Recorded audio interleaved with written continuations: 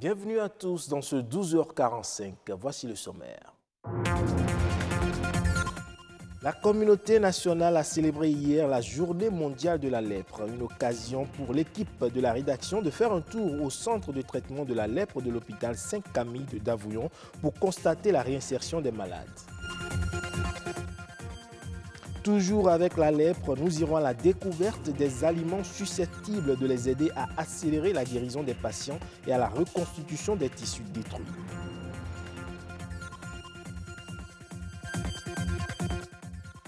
Zoom enfin sur la police municipale, un service de la mairie de Cotonou. Dans ce journal, vous aurez le quotidien de ces agents que vous remarquez le plus souvent dans les rues et les feux tricolores.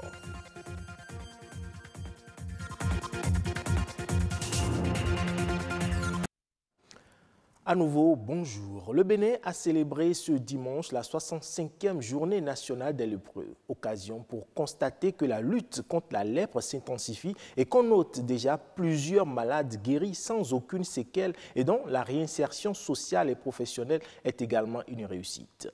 Bien vivre avec la lèpre au Bénin est donc aujourd'hui possible. Retour donc au centre de traitement de lèpre de l'hôpital Saint-Camille de Davougon pour des exemples de réinsertion de lépreux réussis. Reportage. Après la lèpre, la vie est encore possible. Qu'on soit guéri avec ou sans séquelles, la maladie ne condamne plus. Par exemple, le monsieur en blouse blanche que vous voyez, lui il était venu en 96, gravataire. Il ne pouvait pas marcher. On l'a ramené ici. Et on a commencé par le traiter, le soigner. Et puis quelques semaines, il s'est retrouvé. Et maintenant, il travaille avec nous. Il est soignant comme moi. Il n'a pas eu de séquelles. Il marche, il écrit, il fait tout. Il fait le pansement. Il nous sert au pansement. Il transporte les malades. Lui aussi, on l'a reçu en 2013. C'est un multibacillaire, bourré de bacilles. Il ne pouvait pas marcher lui aussi. Il ne pouvait pas se tenir debout. On l'a pris, on a commencé par le traiter et maintenant il est guéri et on l'a mis en apprentissage. Le lépreux peut aujourd'hui prendre sa vie en main. Au centre de traitement anti-lèpre de l'hôpital Saint-Camille de Davougon, les malades lépreux guéris sont suivis et accompagnés dans leur réinsertion sociale et professionnelle. Pour les adultes, on leur donne des vivres de façon trimestrielle. Mais quand le lépreux n'a rien, c'est difficile pour lui de rester dans son milieu familial. Maintenant, pour les enfants ou bien les jeunes qui sont en âge de partir encore à l'école, on les scolarise, on les appuie. Chaque mois, on va chez eux ou bien ils viennent ici prendre l'argent pour l'école. Nous avons ici un centre féminin pour les filles. Maintenant, pour les garçons, c'est Estelle. Avec ça, les parents sont prêts à accompagner. La profession médicale et même l'informatique sont autant d'activités grâce auxquelles les lépreux se reconstruisent. Aujourd'hui, le lépreux dans la société est respecté, aimé et contribue au développement de sa communauté. Preuve que la lèpre n'est plus une maladie à craindre. Bien vivre avec la lèpre nécessite donc une très bonne alimentation. Pour le traitement rapide et efficace des malades de la lèpre, un accent particulier est donc mis sur l'alimentation. Que peut-on retrouver dans leurs assiettes? Voici les images ramenées du centre avec Heureuse Danondé. La prise en charge de la lèpre passe également par l'alimentation du lépreux. Une chose capitale pour vite recouvrer la santé. Le menu n'est pas le même. Il y a des jours où nous mangeons du riz, parfois du haricot ou encore de la cassa et la pâte le soir. Ici au centre de traitement de la lèpre de Davougon dans la commune d'Abomey, c'est l'heure du déjeuner des lépreux. Ils sont servis gratuitement par la responsable de la cuisine du centre, à qui une liste d'aliments est prescrite par les médecins du centre. Les matins, nous leur faisons de la bouillie du soja, du sorgho ou du maïs. Au déjeuner, on cuisine du haricot, du macaroni, accompagné des œufs ou du poisson. Le soir, de la pâte, du crin-crin et des légumes feuilles. Ainsi, leurs plaies sont vite cicatrisées, selon les médecins. Le soja, c'est bon pour tout le monde. En fait, ça a beaucoup de vitamines et c'est enrichissant, surtout pour guérir les plaies. Ceux qui sont à l'externe n'ont pas vraiment la chance de prendre la bouillie du soja. Mais ici, à l'interne, systématiquement, tous les malades ici prennent le soja. Il y a des légumes antibiotiques comme tiayo. Oui, ça a des faits, mais ce n'est pas tous les jours qu'ils prennent ça. Si on trouve aujourd'hui maintenant de tiayo, on va le donner. Si on trouve maintenant gourmand, on va le donner. C'est ce qu'on trouve selon la saison. Ils mangent un peu de tout et on reçoit le financement. On a un magasin là-bas. C'est là-bas que sont stockés les vivres. Et chaque mois, ils viennent pour prendre les vivres. Pour ceux qui sont à l'interne ici, la cuisinière s'en charge et prépare. Selon le nutritionniste, le lépreux peut consommer presque tout aliment, tout sauf l'alcool. D'abord, l'alcool, ça affaiblit les nerfs. La lèpre aussi détruit les nerfs. Donc, on ne peut pas associer l'alcool à la lèpre. Là, le malade va devenir handicapé à jamais. Il sera un malade cravaté. Donc, un malade lépreux sous traitement, non, ne doit pas prendre de l'alcool. La lèpre, aujourd'hui traitable par l'association de plusieurs antibiotiques, la consommation de produits riches en antibactériens est exigée aux lépreux par les spécialistes afin de lutter efficacement contre la bactérie Mycobacterium leprae, le germe responsable de la lèpre. Les acteurs du secteur privé béninois réfléchissent afin de mieux créer de la richesse. Ils ont à cet effet organisé vendredi dernier une journée de réflexion qui vise à peaufiner les stratégies nécessaires pour atteindre leurs objectifs. La dite séance a eu lieu à la Chambre de commerce et de l'industrie du Bénin. Des précisions dans ce reportage de Calvador Awanou, Ricardo Loïc Kwekou. Quel CCIB pour une économie prospère et un secteur privé dynamique en phase avec les orientations de développement du Bénin? C'est autour de ce thème que acteurs du secteur privé, membres de la Chambre de commerce et d'industrie du Bénin, ont réfléchi. Réunis au sein du groupe Renaissance économique, ces opérateurs économiques entendent participer à l'animation de l'institution consulaire et promouvoir les entreprises béninoises. C'est pour la raison pour laquelle nous sommes là ce matin, pour atteindre deux objectifs. Le premier, c'est de lancer une idée par laquelle nous allons nous organiser désormais pour tirer profit du programme d'action du gouvernement. Et le second objectif, c'est de lancer aussi une idée sur quelle forme d'organisation, quelle forme, quelle chambre de commerce nous attendons, quelle chambre de commerce nous voulons pour notre nation. Et comment nous pouvons nous organiser pour vraiment avoir cette chambre de commerce de qualité.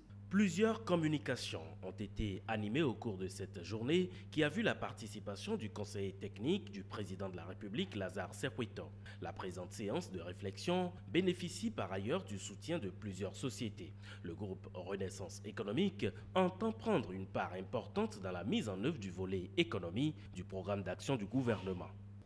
Depuis décembre 2016, où il a été lancé le programme d'action du gouvernement, nous nous posons la question, est-ce que les opérateurs économiques béninois prennent parti, une bonne partie, et en tirent vraiment profit? Est-ce que nous en tirons profit?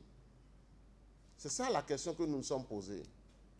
Et nous nous sommes dit, si nous n'en tirons pas encore profit, cela signifie que nous avons besoin de mener une réflexion et de nous organiser autrement pour véritablement en tirer profit. Renaissance économique est donc décidée à réorganiser le secteur privé, principal levier de développement d'un pays.